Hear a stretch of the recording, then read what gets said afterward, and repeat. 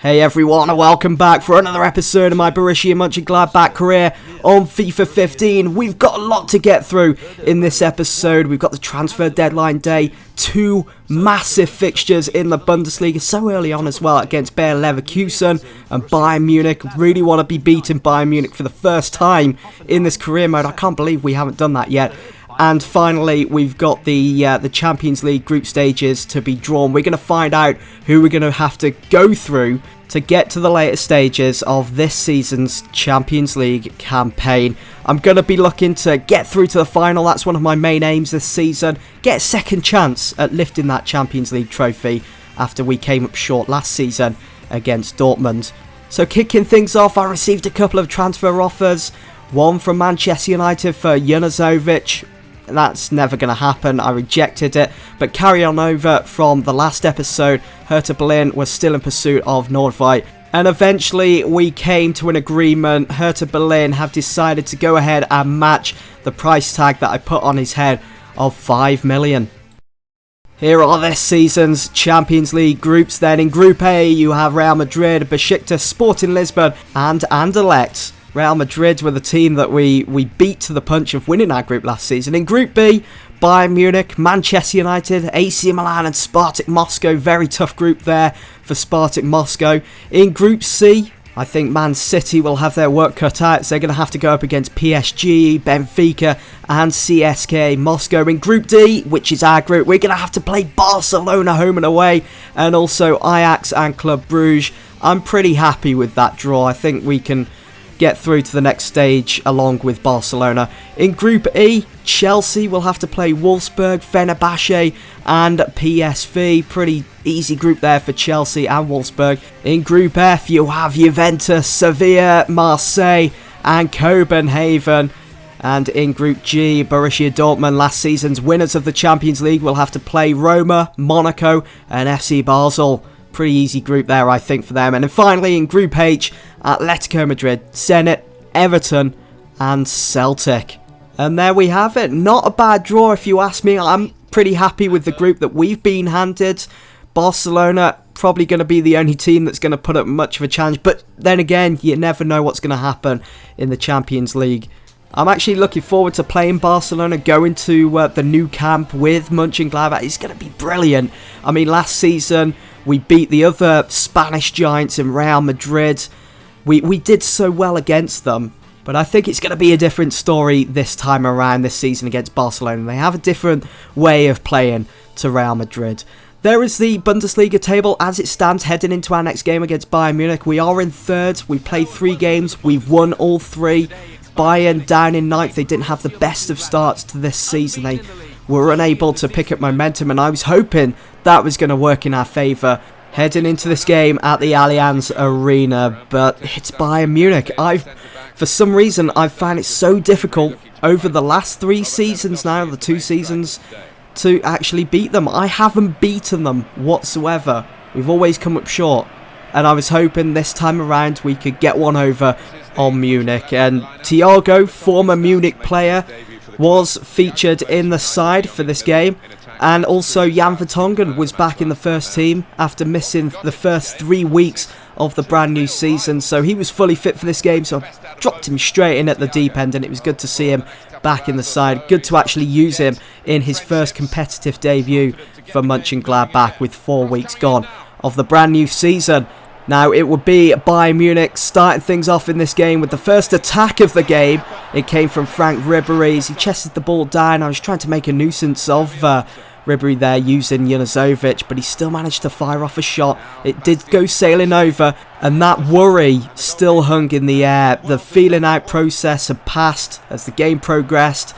We were still sitting back. We were still being pressurised by Bayern Munich, but we looked very, very promising on the counter, trying to hit Bayern Munich, trying to seek out that first goal of the game. But you can see that Lahm central there found Lewandowski trying to put the ball into the back of the net, but the ball just kept failing to go into the back of the net. Every chance that they had, Alonso hitting the post there. I wasn't happy throughout the whole of the first half. I didn't feel comfortable with the amount of chances we were allowing Bayern to have, but just before half time we almost made it 1-0. It was an assist from Thiago which found Kruse, which almost put us in the lead. I looked to hit it low and hard there, but Neuer just too good.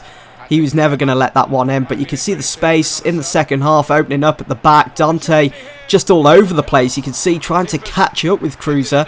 Things start to sway in our favour come the second half. You can see that they messed up quite a few times, giving away possession, not holding on to it as much as they would have liked to, Bayern Munich. And that was giving us confidence. You can see the confidence from Junuzovic actually going on a run of his own. Eventually, he was cut short with that challenge by Boateng.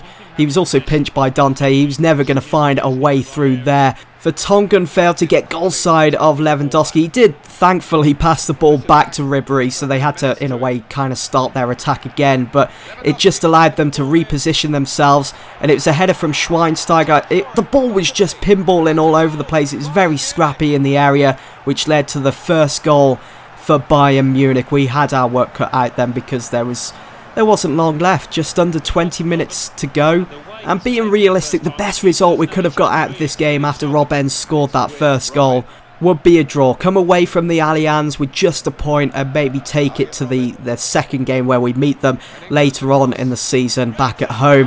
Bayern Munich aren't the sort of team to sit on their laurels and defend a 1-0 lead, though. They looked for their second. They almost got it with that header from Goetze after a nicely executed cross from Robben into the box. Did hammer against the crossbar, which allowed Sommer to save confidently. And Reina, have I been saying Neuer? I think I've been saying Neuer, haven't I? It's actually Reina that started in goal. Oh my god, you douche. Not sure why I keep thinking it's Neuer that started in goal. I'm not sure why I didn't pick up on that. But anyway, it was Reina in goal that kept denying us of all these chances. And how sweet would it have been if Thiago had have scored that opportunity he had, which led to the corner. It would have been sweet, and we could have taken a point from this game then. We had one final opportunity though. You can see Patrick Amann lifting the ball over the challenge of Bernat down the left side. He did take him down. It was a pretty nasty challenge. No intention for the ball, just trying to defend that 1-0 lead because they couldn't open us up again. And he received a yellow card for his troubles, and we had such a fantastic position to get an equaliser. I'm surprised the ref didn't blow the final whistle though before we had this chance, this free kick 31 yards out. Could Junuzovic be the hero and rescue a point from this game? And he came so close. Reina was rooted to the spot. It was going in. It was destined for the back of the net, but the damn post stood in Junuzovic's way, and Bayern Munich went on to beat us yet again. I'm still yet to beat Bayern Munich. I'm not sure what it is. Hopefully we do it soon. We have actually got to play them very soon in the Deutsche Pokal. So maybe an opportunity there. Or failing that, we'll just have to play them later in the season back at home and hope that we can beat them there. But it was on to the transfer deadline day. You can see the deals that I've made in this summer window. Aslan has come in on that pre-contract. Vertonghen on the pre-contract. We had Thiago from Bayern Munich. Absolutely blew the majority of my transfer budget. 50 million he cost me from Munich. And finally, Tim Krul from Newcastle United, who cost 8 million. So in my opinion, not a bad transfer window. I'm feeling pretty confident in my summer signings. I feel as though I've done the best I possibly can with the transfer budget that I was handed at the start of the season, which was 19 million. Oh, and just quickly, you can see that Bayern Munich have won the signing of Luis Suarez for the sum of 85.5 million. The 29-year-old has completed his move and has agreed to a 275,000 a week contract. Unbelievable stuff. 85.5 million. Unbelievable. I think that's the most I've seen a team spend on career mode in this year's FIFA installment. I just think it's incredible. How about you guys? Which team has spent the most on which player and how much was it for? Let me know in the comments below. And that also reminds me, when the transfer window opens in January, do you guys want me to use the financial takeover and bring in maybe 2 more players? Or do you want me to save that for the summer? Let me know in the comments below. Should I use the financial takeover? I'm a bit split on the decision at the moment. One half is saying yes and the other saying no, don't. Just work with what you've got Let me know in the comments below. Anyway, it was on to our next game in the Bundesliga. Another tough fixture. Has been for the last 2 seasons now, and I'm sure it's going to be exactly the same this season. We were at home against Bayer Leverkusen. It was a thrilling match the last time we faced Leverkusen, which was towards the end of last season. It ended 3-2 to Mönchengladbach, thanks to that late penalty which was awarded to us, which Berahino put into the back of the net. Herman also scored in that game, as well as Stocker, and Stocker almost scored in this game. Almost opened up the scoring with that cheeky chip. Almost caught the keeper off his line, but it just went over, hitting the top of the net. Very disappointing. That would have made a nice highlight reel like Kreuser's cheeky goal in pre-season. But we did get the opening goal. It would come from Patrick Herman. It was just a simple tap in. The keeper unable to hold on to that first shot, which came from Junuzovic, and that was a very acrobatic celebration from Patrick Herman. But there's no messing around with Herman. He knows where the net is, and he just powered that one in, even though it was just a simple tap in, almost burst in the net. It means so much. We were 1-0 up. We had a good advantage over Leverkusen then, and you can see there as Junuzovic touching the ball, he had picked up an injury. I was hoping he was going to be able to run it off. You know, I hope in FIFA 16 they bring back that letting you know what the injury is. I mean, in Junuzovic's case, he had a broken toe here playing against Leverkusen. He did have to come off eventually come the second half. But I wish they would put that back in like it was in FIFA 14 and FIFA 30. You knew what it was, what they picked up, and so you could evaluate whether you want to take them off or just leave them on and hope that they can run the injury off. So hopefully in FIFA 16 it's back. We did go 2-0 up. The goal came from Patrick Herman. It was his second of the game, hitting the ball on the outside of his boot to find the top left-hand corner. It's almost like his signature to hit the ball on the outside of his boot. So it's a pretty decent goal, and just before half-time you can see that I decided to take Junuzovic off, and he was replaced by Aslan. I didn't want to take the risk any further. And also, just before half-time, Leverkusen dragged a goal back from Mönchengladbach. It went 2-1. What a time to score as well. They were certainly back in this game with another 45 minutes to go. It was game on in their eyes. And what a free kick as well. It had to be something like 35 yards out. Would you say 30 yards? 30, 35, something like that. What free kick. It's almost like David Beckham sort of style on the side, round over the top of the wall. Not sure what Aslan was doing there. He's all on the floor. Been blown over.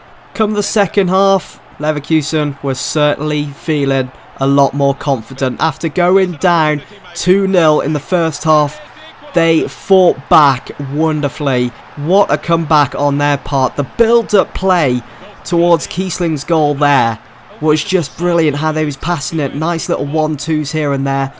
Fantastically executed from Leverkusen. Can't argue with it. They ran rings round us. And it's very disappointing, of course, to lose that 2-goal advantage that we had over them in the first half. It's like, where's this come from? How has this happened? And just like the same fixture last season, exactly like it, we were handed a lifeline by the referee. We were awarded a penalty. Toprak received a yellow card for his challenge on Aslan. And there were just 10 minutes to go of the game. I put my faith in Max Kreuser to take the penalty, to probably get the winning goal as well in this one against Leverkusen. We know what happened last time. He had to take a penalty. He had 2 in that game against Stuttgart and missed them both.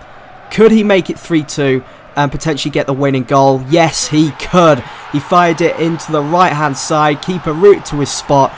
The place was roaring. The crowd were going mental after Max Kreuser scored such a vital goal for Mönchengladbach, even though it came from the penalty spot. After we lost our previous game against Bayern Munich in the Bundesliga, it was vital that we got ourselves back on track, back to winning ways, and what a way to do it against Bayer Leverkusen, one of the better sides in the Bundesliga. We could have had 4 from that sweaty goal sort of setup there from Patrick Herman. Aslan was in the area. He was poised, ready to strike, ready to make it 4-2, but it was a crucial block from Bender, which saw Leno go on to save it.